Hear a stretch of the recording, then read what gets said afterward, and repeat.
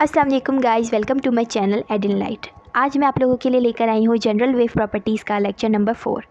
इस लेक्चर में हम लोग पढ़ेंगे प्रॉपर्टीज़ ऑफ वेव को, यानी कि वेव की क्या प्रॉपर्टीज़ होती हैं, ऐसे कौन से फिनोमेना हैं जो हमारे पास वेव परफॉर्म कर पाती हैं। ठीक है। अच्छा, आपकी जो बुक में इन सारे प्रॉपर्टीज़ को पढ़ाया गया है वो रिपल टैंक के अकॉर्डिंगली पढ़ाया गया है, यानी कि रिपल टैंक के अंदर ये सारे फिनोमेनास परफॉर्म करके दिखाए जा रहे हैं। ये सारी वेव की प्रॉपर्टीज़ रिपल टैंक के अंदर इसको कंसर्न में लेते हुए पढ़ाई जा रही है। ठीक है, हम भी इसको इसी तरीके से स्टडी करेंगे, लेकिन इससे पहले मैं आपको रिफ्लेक्शन की एक जनरल डेफिनेशन बता देती हूँ ताकि आपको थोड़ा सा इसको स्टडी करने में आसानी हो जाए। कुछ बातें जो आपको रिफ्लेक्शन के लिए पता होनी चाहिए वो मैं आपको यहाँ पे बता देती हूँ। देखें, ये एक मैंने लाइन बना ली है। यहाँ पे मान लें आपके पास एक दूसरा मीडियम है, इस लाइन के दूसरी तरफ एक अलग मीडियम है। ठीक है, मान लें यहाँ पे आपके पास जो मीडियम है वो है एयर, और यहाँ जो मीडियम आपके पास है वो है आपका मिरर। ठीक है, आपने अक्सर देखा होगा, आप जब खुद को आईने में देखते हैं तो आपको खुद की शक्ल नज़र आती है। ऐसा क्यों होता है? ये फिनोमेना, वहाँ पे भी जो फिनोमेना हो रहा होता है हमारे पास रिफ्लेक्शन का ही फिनोमेना हो रहा होता है। ठीक है, सबसे पहले आप एक बात याद रखिए, जब हमारे पास कोई भी लाइट रे एक मीडियम से दूसरे मीडियम की तरफ आती है तो हम उसको क्या कहेंगे? उस रे को हम नाम देंगे इंसिडेंट रे। उस रे को हम नाम देते हैं इंसिडेंट रे का, यानी कि ये जो रे हमारे पास आई है ये रे हमारे पास कौन सी है? Incident ray. ठीक है। अच्छा, अब यहाँ पे ना हमारे पास जो इंसिडेंट रे आती है, हम यहाँ पर एक इमेजिनरी लाइन उसके साथ ड्रॉ करते हैं। एक इमेजिनरी लाइन उसके साथ ड्रॉ करते हैं। देखें, अपने मीडियम के बीच में से हमने इमेजिनरी लाइन ड्रॉ करी। इस इमेजिनरी लाइन का नाम क्या होता है? इस इमेजिनरी लाइन को हम कहते हैं नॉर्मल। इस इमेजिनरी लाइन को हम क्या क्या नाम देते हैं? नॉर्मल। ठीक है, अब यहाँ से ये वेव टकरा कर वापस चली जाएगी। ये वेव टकरा कर वापस चली जाएगी, सही है।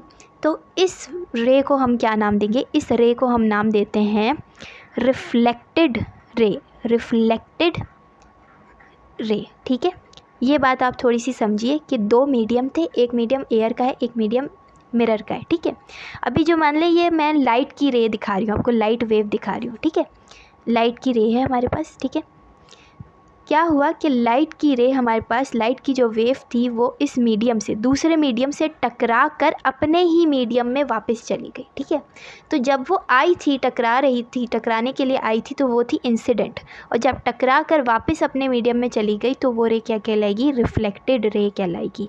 ठीक है, और ये जो बीच में मैंने लाइन बनाई है ये एक इमेजिनरी लाइन होती है, इस लाइन को हम कहते हैं नॉर्मल। ठीक है, अब जो बात है वो ये है, मज़ीद बात इसके बारे में मैं और बता रही हूँ। देखिए, हमारे पास इंसिडेंट रे, इस इंसिडेंट रे इस नॉर्मल के साथ जो भी एंगल बनाएगी ना, उस एंगल को नाम देते हैं हम एंगल ऑफ इंसिडेंस।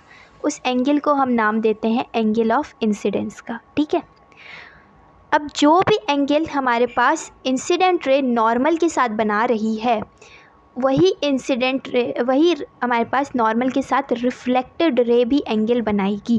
मिसाल के तौर पर अभी ये इंसिडेंट रे आई थी, ये हमारे पास नॉर्मल है। इस नॉर्मल और इंसिडेंट रे का जो एंगल बन रहा था वो बन रहा था 30 डिग्री। ठीक है, तो जब ये वापस गई, टकरा कर वापस गई, अब ये जो रिफ्लेक्टेड रे में कन्वर्ट हो गई है, और इस रिफ्लेक्टेड रे का और नॉर्मल का भी जो हमारे पास एंगल बन रहा है वो क्या होगा? 30 डिग्री। अच्छा देखिए, ये टकरा के जब वापस गई तो अब किसका बन रहा था? नॉर्मल और रिफ्लेक्टेड रे का एंगल बन रहा था।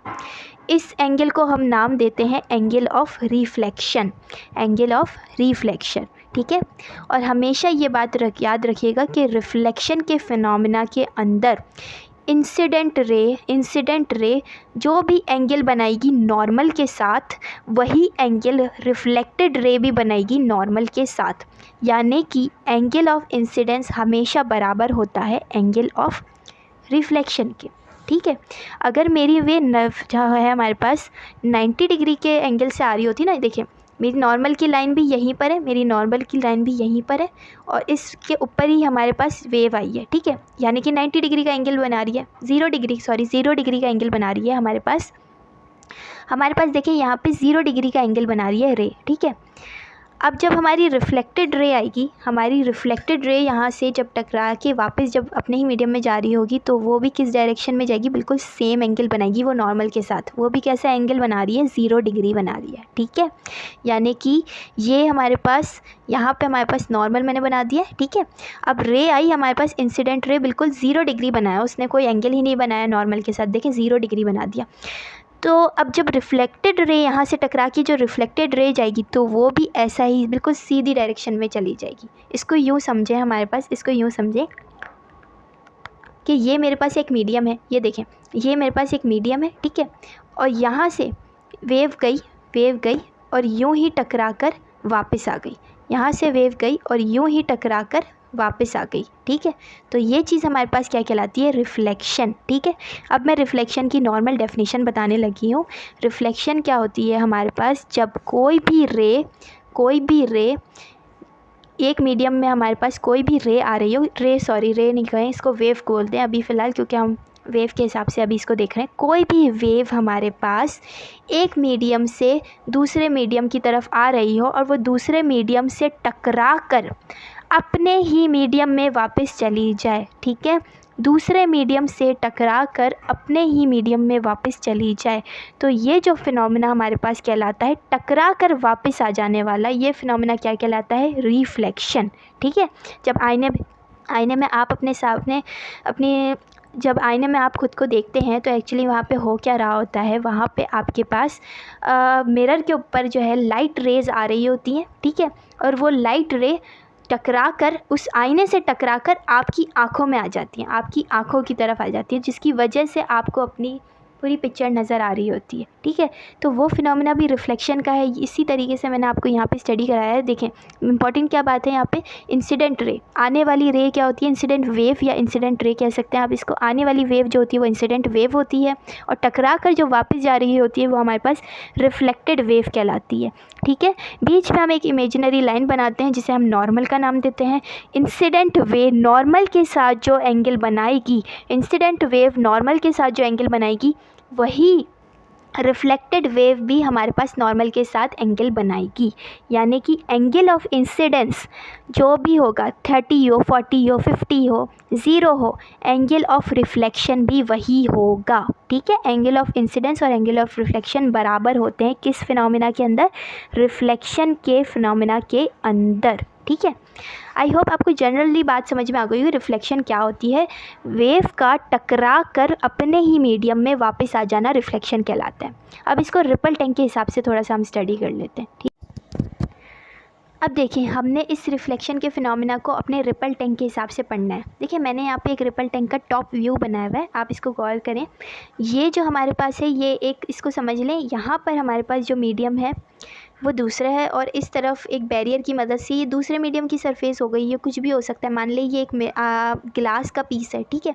तो ये एक दूसरे मीडियम की सरफेस आ गई यहाँ पे हमारे पास, और ये पानी का अपना मीडियम है, ठीक है। अब हो क्या रहा है, हमने यहाँ पे वेव जनरेट करवाई, डिपर की मदद से, किसी भी मदद से वेव जनरेट करवाई। उस वेव की डायरेक्शन क्या थी, उस वेव की डायरेक्शन बिल्कुल ऐसी स्ट्रेट जा रही है, ठीक है। ये वेव फ्रंट्स बनाए हुए, ये जो ब्लू कलर की आपको लाइंस नज़र आ रही हैं बेसिकली वेव फ्रंट है हमारे पास, ठीक है। और अब हुआ क्या, जब पानी में से ये वेव सीधा जाते हुए इस बैरियर से टकराई, यानी कि ये बैरियर क्या है, एक दूसरे मीडियम की सरफेस है, एक दूसरा मीडियम है, सही है। इस बैरियर की जब सरफेस से टकराई तो वो टकरा कर अपने ही मीडियम में वापस आ गई, अपने ही मीडियम में वापस आ गई, ठीक है। ये जो हमारे पास वेव, ये देखें ये वाली वेव जो है इसको हम कहेंगे इंसिडेंट वेव, ठीक है। इसको हम क्या नाम देंगे, इंसिडेंट वेव। और ये जो टकरा कर वापस आई थी अपने ही मीडियम में, देखिए पानी के मीडियम में ही है अभी भी, तो ये वेव क्या कहलाएगी हमारे पास, रिफ्लेक्टेड वेव, रिफ्लेक्टेड वेव, ठीक है। देखें ये एक मीडियम था, ये मैंने, अच्छा ये ब्लू लाइंस जो है ये वेव फ्रंट है, यूँ समझ लें ये सारे हमारे पास क्रस्ट हैं, ठीक है। अब हुआ क्या, देखें ये क्रस्ट जा रहे थे ऐसे ऐसे ऐसे, टकराए हमारे पास और टकरा कर ये मुड़ गए, किस डायरेक्शन में मुड़ गए, इस डायरेक्शन में, ठीक है। और हमारे पास मैंने आपको बताया था कि जो एंगल नॉर्मल के साथ इंसिडेंट रे का बन रहा होता है वही एंगल रिफ्लेक्टेड वेव का भी इंसिडेंट रे नॉर्मल के साथ बन रहा होता है। देखें यहाँ पे मैंने आपके लिए एक नॉर्मल लाइन बनाई हुई है, मैं इसको थोड़ा सा डार्क भी कर देती हूँ। ये देखें हमारे पास ये जो लाइन है ये नॉर्मल है, ठीक है, ये इमेजिनरी लाइन है। इंसिडेंट रे और नॉर्मल का क्या एंगल बन रहा है, मिसाल के तौर पर यहाँ पे इंसिडेंट रे और नॉर्मल का जो भी एंगल बन रहा है वो है 45 डिग्री, ठीक है, 45 डिग्री। तो अब जो हमारी वेव टकरा के अपने मीडियम में वापस आई है, उसका भी नॉर्मल के साथ क्या एंगल बन रहा होगा, उसका भी नॉर्मल के साथ क्या एंगल बन रहा होगा, 45 डिग्री। तो देखें अब हमारी वेव की डायरेक्शन कैसी बनेगी, मैं वेव फ्रंट बना के आपको दिखाती हूँ। कुछ इस तरीके की डायरेक्शन में कन्वर्ट हो जाएगी वो, ठीक है। जैसे ही वो टकराएगी तो वो इस तरह से यूँ आने लग जाएगी, अब वो यूँ आने लग जाएगी, अब हमारे रिपल्स इस तरीके से यूँ आने लग जाएंगे, ठीक है। आपको ये बात समझ में आएगी होगी आई होप कि रिफ्लेक्शन क्या होता है। जब हमारे पास कोई भी वेव हमारे पास एक मीडियम में मौजूद हो और जब वो दूसरे मीडियम की सरफेस से टकरा कर अपने ही मीडियम में वापस आ जाए, कोई भी वेव दूसरे मीडियम की सरफेस से टकराकर अपने ही मीडियम में वापस आ जाए, तो इस प्रोसेस को, इस फिनोमेना को रिफ्लेक्शन का नाम देते हैं। जब वो वेव आई थी तो वो इंसिडेंट वेव कहलाती है और जब वो टकरा कर वापस जाती है तो वो रिफ्लेक्टेड वेव कहलाती है, ठीक है। और जब वो टकरा रही थी, सही है, तो हमारे पास हमने एक इमेजिनरी लाइन नॉर्मल को बना दिया था और नॉर्मल और इंसिडेंट वेव का जो भी एंगल बनता है वही हमारे पास रिफ्लेक्टेड वेव और नॉर्मल का बनता है, ठीक है। यानी कि एंगल ऑफ इंसिडेंस बराबर होता है एंगल ऑफ रिफ्लेक्शन के। और ये ब्लू लाइंस जो है हमारे पास ये दिखा रहे हैं, मतलब ये रिपल्स एक तरीके से, ये यूँ रिपल्स जा रहे थे और फिर जब वो टकरा गया तो अब रिपल्स इस तरह एक्शन में आने लगे, ठीक है। आई होप आपको ये फिनोमेना, ये प्रोसेस, ये प्रॉपर्टी बिल्कुल अच्छे से समझ में आ गई होगी। अब हम नेक्स्ट प्रॉपर्टी की तरफ चलते हैं।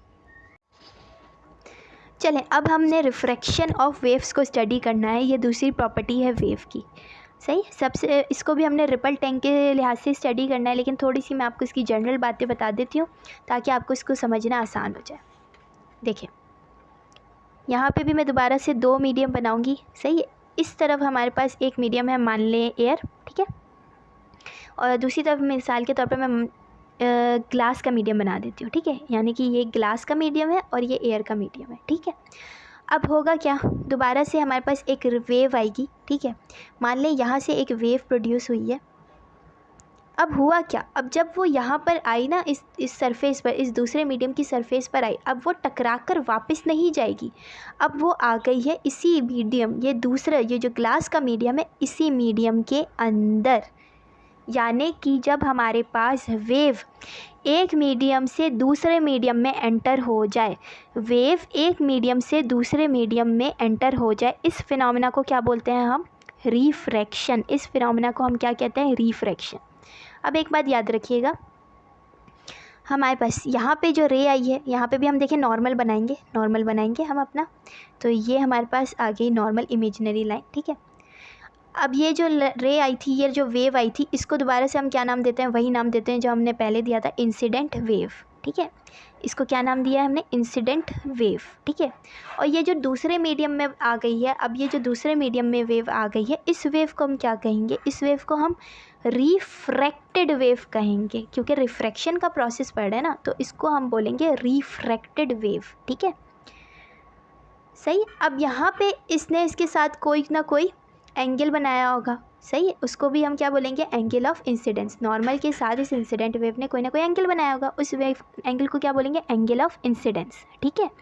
और इस नॉर्मल के साथ रिफ्रैक्टेड वेव ने भी कोई ना कोई एंगल बनाया होगा, इस एंगल को क्या बोलेंगे, एंगल ऑफ रिफ्रैक्शन, सही है, एंगल ऑफ रिफ्रैक्शन कहेंगे इसको।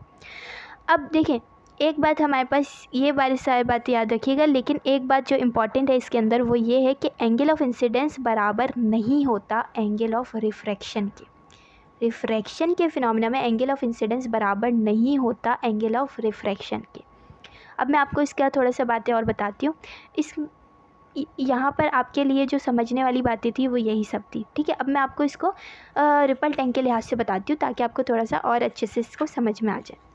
When a wave enters from a region of deep water to a region of shallow water at an angle, the wave will change its direction, ठीक है। कहने का क्या मतलब है, देखें, जब हमारे पास, जो मैंने आपको पहले बात बताई थी वही सेम बातें हैं, बस इसको रिपल टैंक के हिसाब से बताया हुआ है। देखें हमने क्या किया, रिपल टैंक के अंदर ना 2 मीडियम क्रिएट कर दिए। कैसे क्रिएट करें, हमने क्या किया, ये देखें रिपल टैंक हमारे पास बना हुआ है। हमने क्या किया, इसके अंदर ना एक यहाँ पर इस हिस्से की तरफ ना एक ऑब्जेक्ट डाल दिया, मान लें ग्लास का कोई भी पीस डाल दिया हमने, ठीक है। अब इसकी वजह से हुआ क्या, 2 मीडियम क्रिएट हो गए पानी के अंदर ही। ये जो मीडियम है हमारे पास, ये मीडियम है हमारे पास डीप वाटर का मीडियम, ठीक है। ये हमारे पास जो रीजन है वो है डीप वाटर, और यहाँ पे जो रीजन हमारे पास क्रिएट हो गया, यहाँ पे जो रीजन हमारे पास क्रिएट हो गया ये हो गया शैलो वाटर, यानी कि कम गहरा पानी, ठीक है। तो 2 मीडियम तैयार हो गए, डीप मीडियम और शैलो मीडियम, सही है। अब हुआ क्या, हमने यहाँ से वेव जनरेट करी, ठीक है।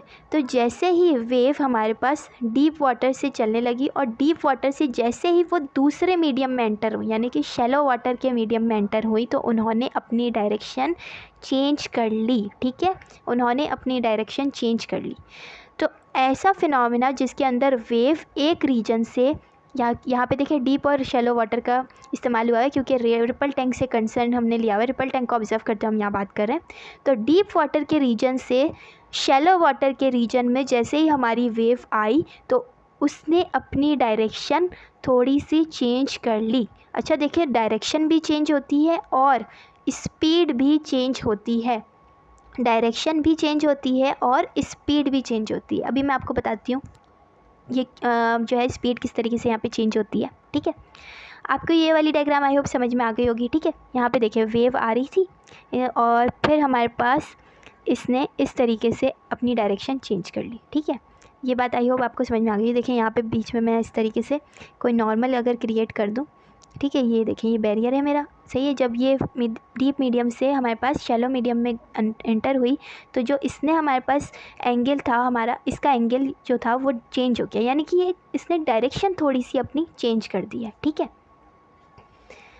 इस तस्वीर को अब, इस डायग्राम को आप अच्छे से देखिए। यहाँ पे देखिए हमने ग्लास का ऑब्जेक्ट रखा है, तो इसकी वजह से ये जो मीडियम है हमारे पास, ये जो मीडियम है यहाँ पर, ये शैलो मीडियम है, ठीक है, शैलो वाटर का रीजन है, और ये डीप वाटर का रीजन है। अब देखिए हुआ क्या है, यहाँ पे हमने जैसे ही यहाँ पे ग्लास का ऑब्जेक्ट रखा ना, अब यहाँ पे फ्रिक्शन ज़्यादा आ गई, ठीक है, क्योंकि अब पानी जो है वो ज़्यादा टकराएगा, ठीक है। आपको ये फ्रिक्शन पता है ना, रगड़ हमारे पास जब, जिसकी वजह से हमारी मूवमेंट स्पीड कम हो जाती है, ऑब्जेक्ट की स्पीड कम हो जाती है, ठीक है।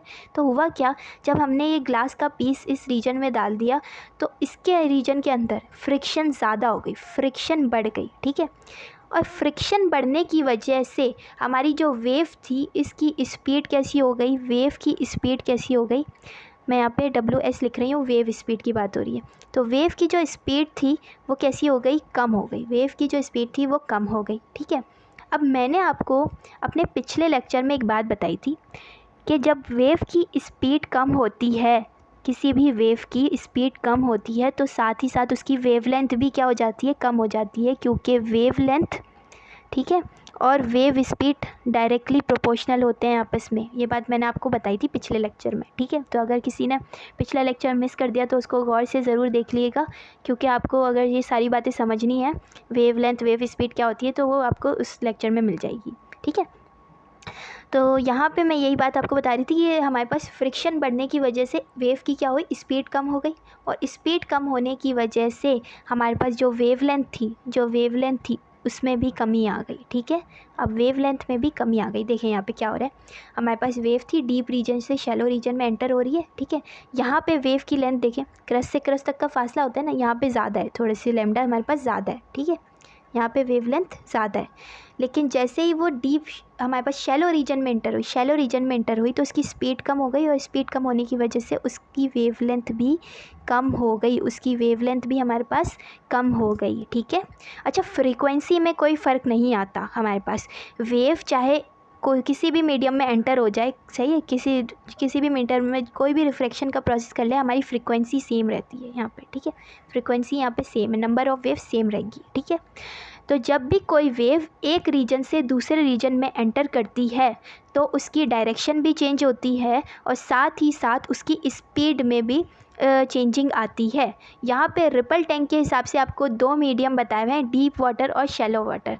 और जब भी डीप वाटर से शैलो वाटर में हमारे पास वेव एंटर करती है तो उसकी स्पीड डिक्रीज़ हो जाती है, कम हो जाती है, जिसकी वजह से उसकी वेव लेंथ भी कम हो जाती है और साथ ही साथ उसकी डायरेक्शन भी थोड़ी सी चेंज होती है। ठीक है, आई होप आपको ये फिनोमेना भी अच्छे तरीके से समझ में आ गया होगा। ठीक है, अब हम लास्ट इसकी जो प्रॉपर्टी है वेव की उसको स्टडी करने लगे।